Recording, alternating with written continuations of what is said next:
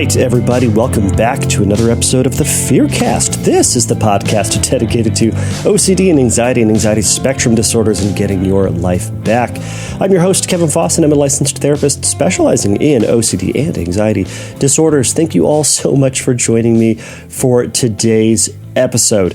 Hope everybody is doing well and their week is going just fine. I am exhausted. I'm recording here on a Sunday. I'm going to record this and I'm going to put it out there. I did not have time to record during the week just because things have been bonkers. And this week I had this weekend and past weekend, I've been putting in sprinklers in my backyard, and it's been tough. It's been tough because I don't quite know how to do it. I think I know how to do it. I know enough, and then I put it in, and something breaks. Okay, got to go back and do that. And then something's clogged. I'm like, why is that clogged? It shouldn't be happening. So there's a lot of stuff. I think I've got it down. I think I'm getting close. I'm getting close, but it's a slow and steady process. So I'm slow and steady process. I'm also in the process right now. If I sound weird, I'm kind of like moving my mouth around. So for Mother's Day, I bought my wife some C's candy. She likes them. We got one that she never gets because I think the box is disgusting. It's fruit and chews or nuts. I don't know. It's if there's fruit in it, I'm out. Chocolate is not meant for fruit. Pass.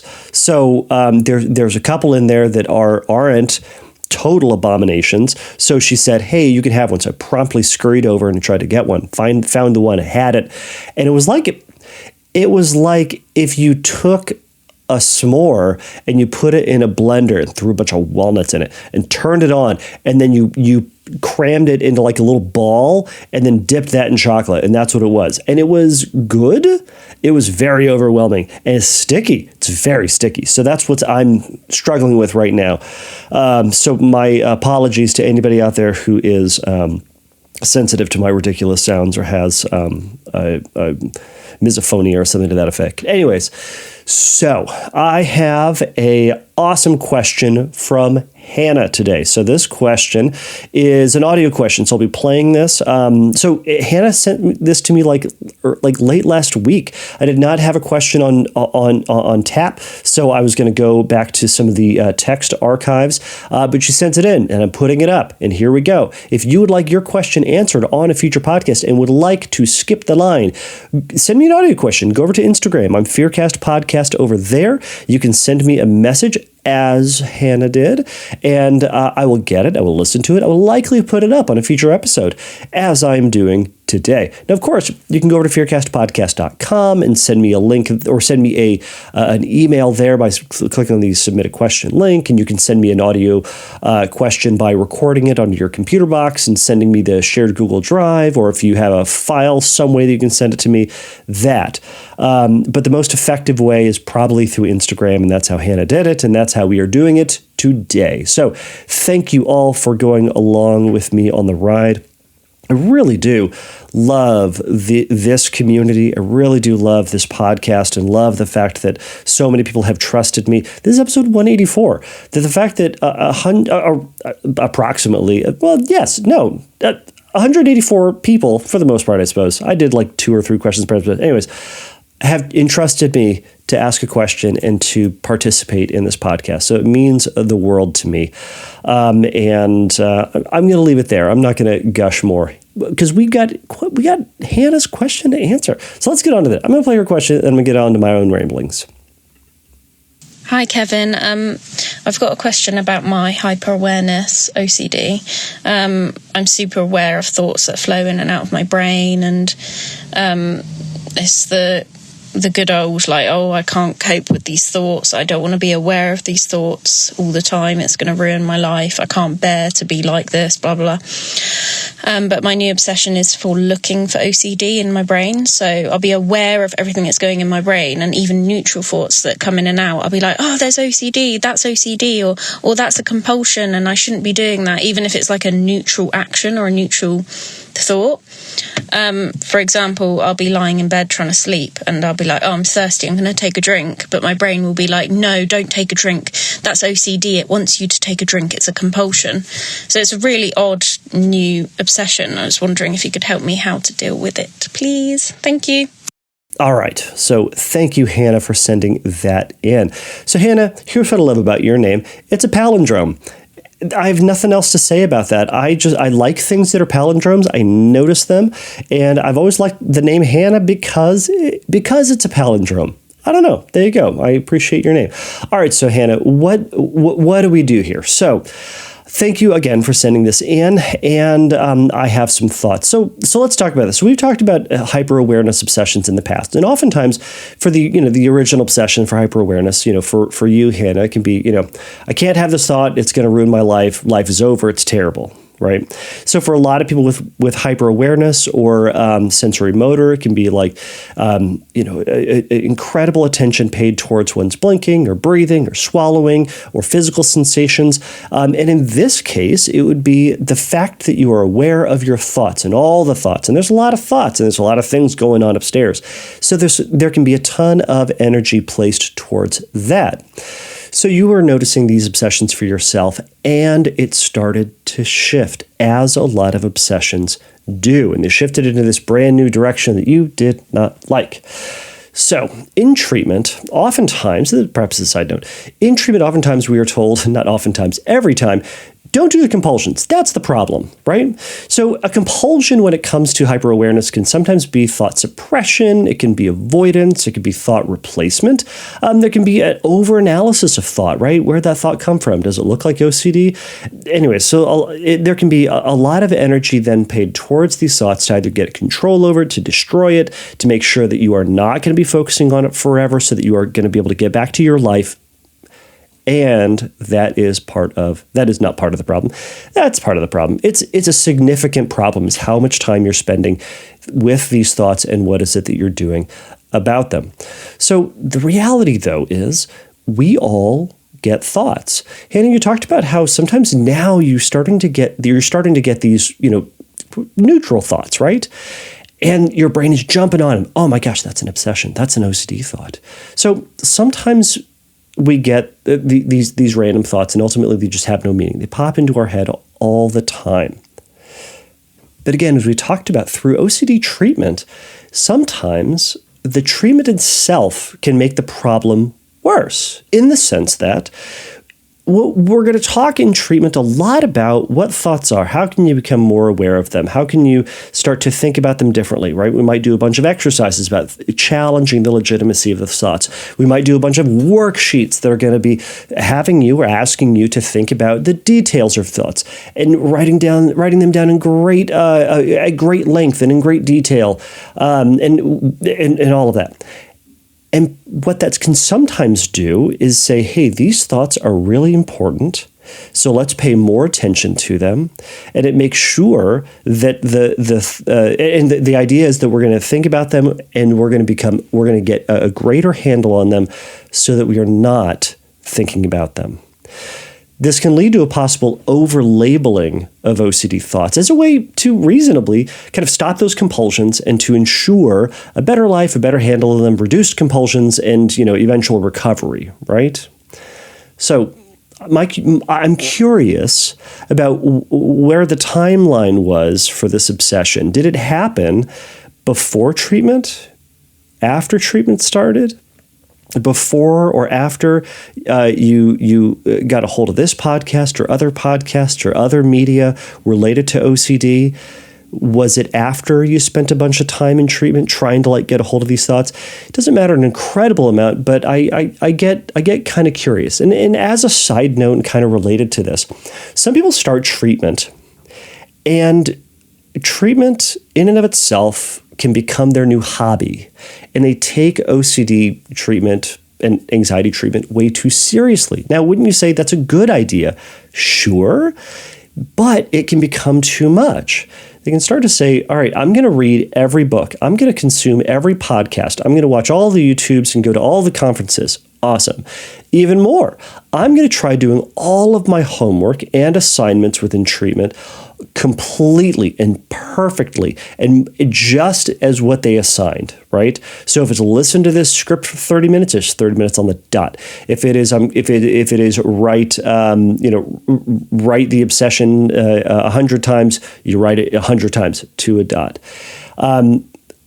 And it's going through all of this to do it either, to try to learn everything that you can, to try to do all the homework, or to do everything exactly, perfectly by the book, or as the therapist said, so that they will get better. And it can become its own obsession. And it's an element of perfectionism. It's instead of, they're kind of outsourcing recovery in a sense. They're saying, if I just do all of these things, then I can ensure that it will work, that I will ensure that I will get better. But none of it is looking at the heart or the purpose of what the compulsions, or what the assignments are, or what the things are, and trying to develop a new relationship with anxiety, a new relationship with thoughts, and a new relationship with feelings, and practicing being more tolerant of thoughts, and being more practicing observing thoughts better. Anyways, so that is, I'm wondering if there's a little bit of that going on here, but anyways, that can be a separate conversation. All right, so it also made me start thinking about, hey, what's a thought? Particularly, what's an OCD thought? Right? Hannah, you talked about how your anxiety right now is over-labeling OCD thoughts. That's an OCD thought. That's an OCD thought. Now, there is no such thing as an OCD thought. There's thoughts. There are neutral thoughts that we give way too much credit to, and that we give a label and a meaning to. Now, every thought that pops into our head is an option. It's a consideration. It's a possibility. It's something that you could think about. It could be possible, and you could do all of that for any number of reasons, but you and I are not obligated to do anything with them. Nothing. Other than to observe them and to note that they're there. And that's kind of it. Now, some thoughts we're going to get are going to be consistent with who it is that we are. That we call an egosyntonic thought. So if I have the thought, hey, I'm going to go have one of those chocolates that has, I don't know, a cherry inside. Those are gross. Chocolate-covered cherries are gross. Anyway, so if I have that thought, I'm going to go have one. That's very odd for me to think about. That would be a ego dystonic thought. Now, it's kind of low on the totem pole of things, but anyways, you get the idea. But if I'm like, I'm going to have a chocolate with caramel inside of it, or caramel, then that's more consistent with who it is that I am and what it is that I like. So, all right, so thoughts. Back to that. I sidetracked myself with the thoughts about chocolate. All right. So we have these thoughts. Some are consistent with who we are, and some of those are not. All right. In treatment, I've talked about acceptance and commitment therapy on this, and as well as other mindfulness approaches. What they often do is it helps people develop a practice of observing thoughts, or just noticing that stuff happens in our head and in our body all the time. And the ACT and other mindfulness approaches, they're not really big on labeling through a judgment, but instead noticing with observation, right? So what that can look like is simply noticing that the thing that you're having in your head, the thing that you notice, is a thought. Okay, so first off, you have a thought. So you have a thought that, and we'll get into the detail, but you have a thought, it's in your head. It's not external to us. You're having a thought inside. Now, you might also then notice other thoughts subsequent to that, right? You might also notice some feelings, maybe some mental images about them. But what ACT is going to work on, and other mindfulness-based approaches, is building a discipline and building a habit of just purely noticing that the thought is there, and resisting that practice of saying it's bad, or it's a problem, or because X, Y will happen. Meaning, because I have this thought, this is what my future looks like. Because I have this thought, my life is screwed. Because I'm noticing my thoughts, I'll never be focused on my friends. I'll never succeed in life, right? So we're not trying to draw these judgments. Now, we might notice that that's a secondary thought, but we notice that it is a thought, a consideration, a possibility. And again, it's predicting the future. Hannah, how good are you at predicting the future? Super good? Not so good? I'm not great at predicting the future. I wouldn't even say I'm good. I wouldn't even say I'm average. I'd say I'm kind of bad at predicting the future a lot of times. But how are you? Anxiety seems to think it's super good at predicting the future. All right, so what do you do with these thoughts now that you got them? So when these thoughts first start coming in, you can practice observing the thought and acknowledging what it says. And as a separate practice, you can practice then noticing what it could mean for you, right? Because it sucks you in because there's this consideration of what it means. And it's coupled with this feeling of anxiety, this feeling of worry and what if, and that feeling of like danger, right? This is where that fight or flight system gets kicked up. So that feeling of urgency, and we've talked about that sense of urgency in past episodes. One way that you can really start to note that perhaps what is occurring or what is maybe influencing the compulsion or the amount of thought that you're giving towards this obsession, this thought, this feeling, etc., is this incredible sense of urgency. This, I've got to figure this out or else.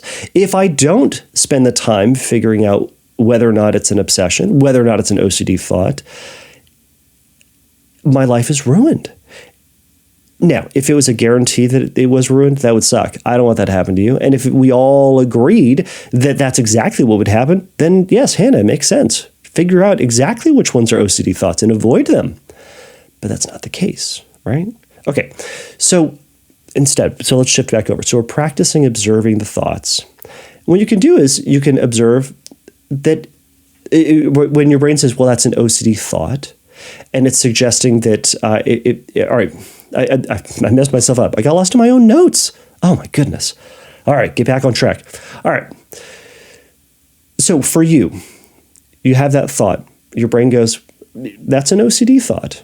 And it's going to suggest that if I take this drink or I don't, that I'll blank. So I'm curious for you to try to figure out, if you already know, like what is the worst thing for you or what is the danger? You kind of talked about that in terms of, you're never going to be okay, or that you'll be plagued with this thought forever. Does it expand to like, I just can't stand this. I'll become a possum. My hair will change from curly to straight, or the other way around. For a lot of people, the worst case scenario, the outcome, if they don't do the compulsion, is something terrifying or just simply unwanted. And that's what draws people to do this compulsion. It's this urgency, right? Okay. So instead of trying to figure it out, trying to identify precisely which ones are the OCD thoughts and which ones aren't, to know exactly what is the right response to it, is we're going to practice noticing these thoughts as just what they are, which is just a thought, a consideration, a possibility. And especially with that sense of urgency, right? Maybe this is an OCD thought. And we're going to treat it as a thought. Now, what that can sound like is you can say, well, interesting. Well, maybe that is what's going to happen. And then for you to do whatever it is that you want to do. Other things you can say is, well, we'll have to see. You could up the ante with that and go, that's probably what's going to happen, yeah. You could even make it bigger or worse or scarier. You could say, that's definitely going to happen. You could say, good. You could say, neat, bring it on. Let's make it happen, right? Now, all these things are options as ways to just simply notice that thought is there and to keep moving on and to move forward and to sidestep it. But we're not then saying, okay, it's absolutely OCD, so therefore I need to do X. Or it's absolutely not OCD, so therefore I need to do Y. We're simply saying that is a thought. Now, remember in this, you woke up. Let's go to your example. You woke up genuinely wanting to have a sip of water. And then with this desire, this awareness that you had, your brain went, oh, no, but that's OCD. Don't do that. But you want to. And then it calls into question. Is it, is it bad? Is it bad if I take this drink? Is it going to end up with, I'm never going to get better? Is it going to end up with, it's only going to get worse, that I'm never going to be able to handle this? It's going to break my brain, right? I don't know what it is. Anyways, point is, you actually wanted it. Your brain said, okay, but that's not okay. And remember, compulsion bad, right? That's what we teach all the time in these podcasts and YouTubes, etc. So now you're trying to do the right thing. So if it says it's OCD, well, obviously don't take that water, but you want that sip of water. Well, now if you do take that water, oh no, you're giving into OCD. But then if you don't drink that water, you're kind of giving into OCD in a sense, because it's making the suggestion to derail you from what it is that you want. The problem, as I've said, the problem isn't the obsession. The problem, the compulsion here is the problem. The compulsion's the problem in all of it, right? So instead, do the thing that you wanted to do initially. Take the sip of water if you want to. Now, I can predict, this is me predicting the future. I'm going to predict the future. Maybe either for you, Hannah, or for someone else out there. Your brain is now going to say, no, you only thought that you wanted to drink the water. Now you really don't want to drink the water. You didn't really want to drink the water in the first place. That was OCD entirely. It's going to try to spin you back or pull you back into this cycle of ultimately just questioning yourself, doubting what it is that you want, and trying to, with perfection, have control over every thought, every feeling, and the outcome of all this. It's overwhelming and it's impossible. OCD is setting you up for this no-win situation. So we're going to test it out. We're going to test out that no-win situation by not engaging in a compulsion. Now, in this, the compulsion is going to be, we're not going to spend time trying to figure it out. We're not going to get the answer with whether it is or is not an OCD thought. Instead, we're going to say those things we said. Oh, interesting. Well, maybe. Oh, it possibly. We'll have to see. I hope so. Neat. Bring it on. We're going to say it's possible it is a, quote, OCD thought. And then we're just going to keep going with whatever it is that you had intended to in the first place. If you want to drink that water, drink it. Now, when it spins you backwards and says, okay, now don't drink it. Okay, but do, right? It spins you out into that no-win situation again. Instead, the purpose isn't to try to come to the firm and final, secure, solid answer with whether or not it is or isn't. Instead, you're going to do the thing, and you're going to do a thing. Pick a thing and do it and move forward with it. Do it or don't is what I often say. And you're going to say, we're going to see which one makes me better or makes me worse, right? So the ultimate goal here is to spend as little time with the obsession as possible and then move forward. Little time trying to engage with it through compulsive thinking or evaluation or checking or comparison or mental review or trying to predict the future. We're going to take the risk and not know. And we're going to see what happens.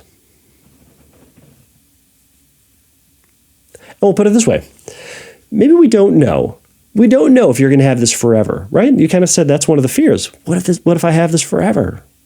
Well, we don't know that, but we do know that if you're going to continue engaging with compulsions and continue ruminating, continue spending a lot of time and making all your decisions based on this obsession, man, you're going to continue to have this for a lot longer.